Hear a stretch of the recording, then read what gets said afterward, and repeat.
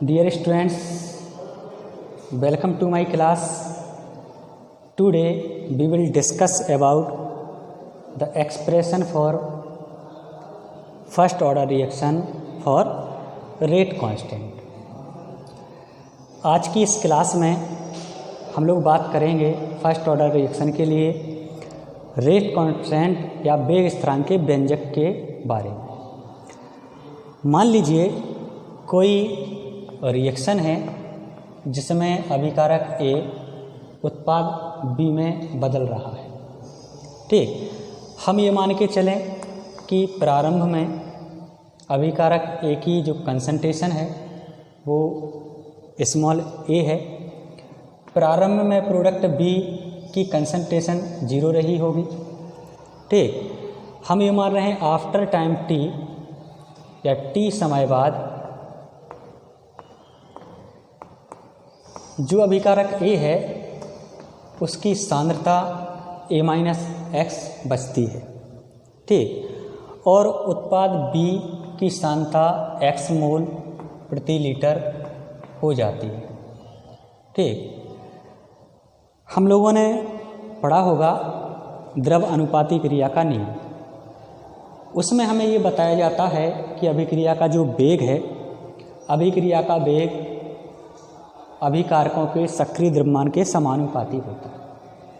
हम लोग वही लगाएं इसमें कि जो अभिक्रिया का वेग है कैसे लिखेंगे। अभिक्रिया का वेग -dA(x/dt) डायरेक्टली प्रोपोर्शनल होगा किसके, अभिकारक की सांद्रता की पावर फर्स्ट। हम लोगों ने फर्स्ट क्यों लिखा हुआ है, क्योंकि हम लोग ऑलरेडी मान के चले हैं कि जो रिएक्शन है वो कौन से ऑर्डर की रिएक्शन है, वो फर्स्ट ऑर्डर की रिएक्शन है। ठीक, फिर हम यहाँ जो प्रोपोर्शनल का साइन है इसको हटाएंगे तो क्या आएगा, एक कांस्टेंट आएगा k, हमने वो k लगा दिया इंटू A-x, जहाँ k क्या है, जहाँ k है वेग स्थिरांक। ठीक, वेग स्थिरांक है तो हम लोग देखते हैं dA-dx/dt, इसको खोल देंगे तो क्या आएगा, dA/dt माइनस माइनस क्या हो जाएगा plus dx/dt equal to k into A-x। ठीक, किसी भी कांस्टेंट राशि का जो अपकलन होता है, डिफरेंशिएशन होता है, वो शून्य होता है, इसलिए हमने लिख दिया शून्य। dx/dt इक्वल टू क्या आएगा, k इंटू में A-x। हम x वाले टर्म्स एक तरफ ले जाएंगे और t वाले टर्म्स को एक तरफ कर लेंगे। ठीक, हमने लिखा dx/A-x, इस A-x को इस तरफ ले आए, इक्वल टू क्या आएगा, k इंटू में dt। ठीक, इसके आगे हम लोग करेंगे इंटीग्रेशन, दोनों ओर समाकलन करने पर कर दीजिए। समाकलन हमने ये किया,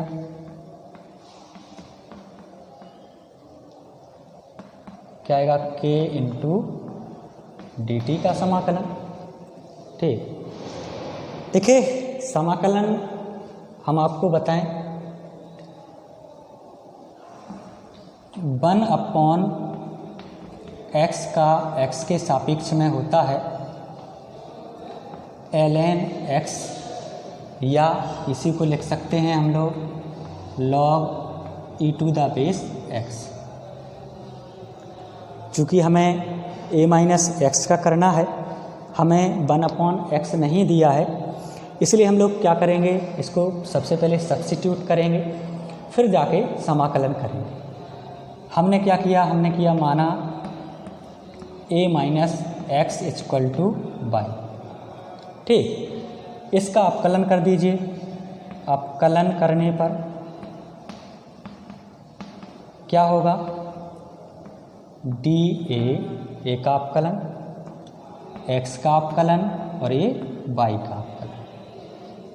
कांस्टेंट राशि का अपकलन शून्य होता है, ये शून्य हो गया। dx minus D X equal to कितना आएगा dy। ठीक, यहाँ से हम किसकी वैल्यू कैलकुलेट करेंगे dx की, तो ये कितना हो जाएगा माइनस का dy।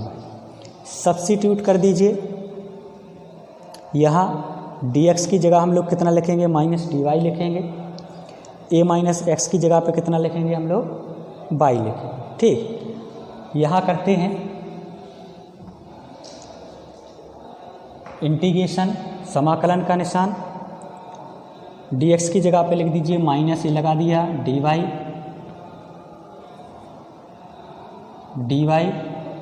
ठीक। a माइनस एक्स की जगह पे क्या लिखेंगे y, तो अपन ने लिख दिया 1/y इक्वल टू k है, इक्वल टू है k इंटू में dt। ये लिखा है फॉर्मूला। 1/x का dx के रिस्पेक्ट में जब भी इंटीग्रेशन करेंगे तो कितना होगा ln x, या इसको लिख सकते हैं हम लोग log e to the base x। 1/y का क्या होगा minus log e to the बेस y इन इक्वल टू k। 1 का कितना होता है, 1 का होगा समाकलन t, और जब समाकलन करते हैं तो एक राशि जोड़ दी जाती है कांस्टेंट, तो हमने जोड़ दिया c क्या है समाकलन स्थिरांक है।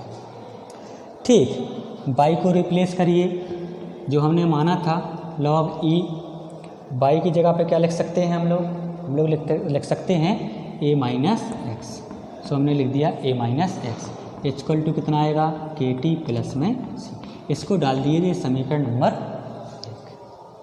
ठीक, दिखाई नहीं दे रहा है वहाँ पे, तो हम लोग क्या लिखते हैं, यहाँ जो y की वैल्यू है उस y की वैल्यू को पुट करते हैं तो क्या आएगा log e, y की जगह पे a माइनस एक्स, क्योंकि हमने मान के रखा था a माइनस एक्स को y, इक्वल टू कितना आ जाएगा के टी प्लस में c। इसको डाल देंगे समीकरण नंबर 1। ठीक है, यहाँ मैं इसको इरेज करता हूँ, मिटा देता हूँ इसे। ठीक, यहाँ ज़रूरत है नहीं, ये भी रिप्लेस कर दिया मैंने। देखिए हम लोग यहाँ पहुँच गए। हम कांस्टेंट c की वैल्यू पता करेंगे तो हम लगाएंगे स्थिति, प्रारंभिक स्थिति में देखेंगे। प्रारंभिक स्थिति में क्या था, जब हमने यहाँ रिएक्शन लिखी थी a टू b, तो फर्स्ट प्रारंभ में t इक्वल टू 0 था और x इक्वल टू कितना था a भी 0 था, तो हम लोग यहाँ लिखेंगे जब t बराबर 0 था तो x की वैल्यू कितनी थी 0 थी। समीकरण 1 में हम ये दोनों वैल्यू पुट करेंगे तो हमें क्या मिलता है log e a minus 0, X की जगह पे हमने क्या लिख दिया 0 equal to k into T की जगह पे कितना रखना है 0 प्लस c। ठीक, यहाँ इसको कैलकुलेट करिए, ये कितना बचा a इक्वल टू कितना आएगा, ये 0 हो गया। c का वैल्यू हमें पता चल गया कितना है, c का वैल्यू आया है log e to the base a। वो log c की वैल्यू समीकरण 1 में रखेंगे, समीकरण नंबर 1 से रख दीजिए log e a minus X equal to k into T plus c की जगह पे कितना रखेंगे, c की जगह पे रखेंगे कुछ मिस्टेक हो गया है, ये माइनस यहाँ आएगा, माइनस हम भूल गए थे, तो यहाँ क्या आएगा ये माइनस रहा होगा, ये माइनस रहा होगा। ठीक, तब यहाँ क्या आएगा माइनस log a, इसको इस तरफ ले आएँ तो k2 इक्वल टू कितना आएगा log e a plus, sorry यहाँ माइनस रहा होगा, minus log a minus x, base कौन सा है ये। हमने log की प्रॉपर्टी पढ़ी होगी, log m minus log n क्या होता है log m अपॉन n की जगह पे कितना है a माइनस एक्स। ठीक, तो k2 इक्वल टू कितना हो गया ये तो K इक्वल टू कितना आएगा 1/T log e to the base a minus x। ठीक, इससे ये भी नहीं दिख रहा है, इसे हम ऊपर लिखे दे रहे हैं, इसको एच करो। यहाँ KT इक्वल टू कितना आएगा, K इक्वल टू कितना आएगा 1/T log e base a minus x। ठीक है, अगर हमें इसे log e बेस को 10 बेस में ले जाना हो तो हम लोग क्या करते हैं 2.303 से मल्टीप्लाई कर देते हैं, तो ये किस में चेंज हो जाता है log 10 बेस में चेंज हो जाता है। ठीक, तो यहाँ से K कितना निकला है, K निकला है 2.303/T log a minus x, जहाँ पर T क्या है, T है अभिक्रिया का समय है, A क्या है रिएक्टेंट की प्रारंभिक सांद्रता है, a माइनस x क्या है T समय बाद बची हुई सांद्रता है। ठीक, इसे हम इस प्रकार भी लिख सकते हैं K equal to 2.303/T log if the initial concentration of reactant is A0 और remaining concentration A है, तो मैं इस प्रकार भी इसको रिप्रेजेंट कर सकते हैं। ठीक, ये फर्स्ट ऑर्डर रिएक्शन के लिए वेग स्थिरांक का व्यंजक है। ठीक, इसके आगे हम लोग हाफ लाइफ अगर देखें फर्स्ट ऑर्डर रिएक्शन के लिए, तो हाफ लाइफ या अर्धायु काल ऐसा समय है जिसमें अभिकारक की सांद्रता अपनी प्रारंभिक सांद्रता की आधी शेष बचती है। तो T कितना हो जाएगा, हमने T ले लिया, T हाफ है, तो a माइनस एक्स यानी बची हुई जो मात्रा है वो क्या होगी, वो सांद्रता होगी अपनी इनिशियल कंसंट्रेशन की आधी, इसमें पुट कर दीजिए तो क्या आएगा K इक्वल टू 2.303/T की जगह T हाफ होगा, लॉग कितना होगा, देखिए लॉग होगा a माइनस एक्स की जगह पे क्या लिखेंगे अपन a/2, तो ये क्या होगा K equal to 2.303/T half log 2 ऊपर जाएगा, ये लिख दिया K equal to 2.303/T half और log 2 की वैल्यू कितनी होगी 0.3010। इसको यहाँ मल्टी करिए तो आएगा 0.693 में कितना है T हाफ। इसको हम लोग आगे भी कैलकुलेट कर सकते हैं T हाफ के लिए 0.693/K। देखिए इस फॉर्मूले में कहीं भी रिएक्टेंट की इनिशियल कंसंट्रेशन नहीं आ रही है। इसका मतलब क्या है, इसका मतलब ये है कि फर्स्ट ऑर्डर रिएक्शन के लिए जो अर्धायु काल है वो अभिकारक की प्रारंभिक सांद्रता पर निर्भर नहीं करता है। आई होप ये वीडियो आपके लिए हेल्पफुल रही होगी। ठीक, इससे संबंधित कोई डाउट हो तो आप कमेंट करके हमसे पूछ सकते हैं।